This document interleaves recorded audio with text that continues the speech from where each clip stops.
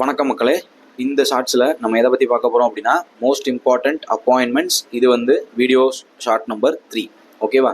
இதில் யார் யாரை பற்றி பார்க்க போகிறோம்? ஃபஸ்ட்டு பராக் ஜெயின் அப்பாயிண்டட் அஸ் ரா சீஃப். ரா எல்லாருக்கும் தெரியும் இல்லையா? ரிசர்ச் அனாலிசிஸ் விங் அப்படின்னு இந்தியாவில் ஒன்று இருக்குது. அதனுடைய சீஃபாக Parag Jain appoint ஆகிருக்காரு.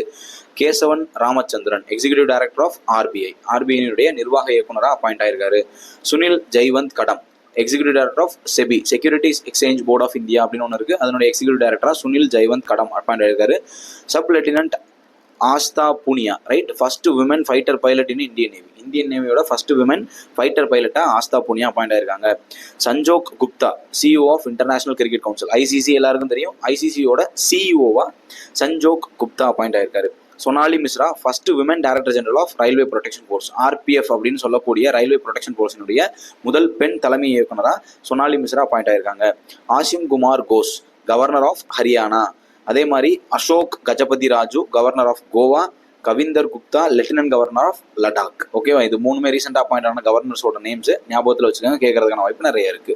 அனலினா Baerbock united nation general அசம்பிளியோட பிரசிடென்ட் எலெக்ட் இருக்காங்க. இது வந்து யுனைடெட் நேஷன் ஜெனரல் அசம்பிளியோட 80th செஷன், 80வது செஷன். அதனுடைய தலைவராக அனலினா பியார்புக் அப்படிங்கிறவங்க அப்பாயிண்ட் ஆயிருக்காங்க.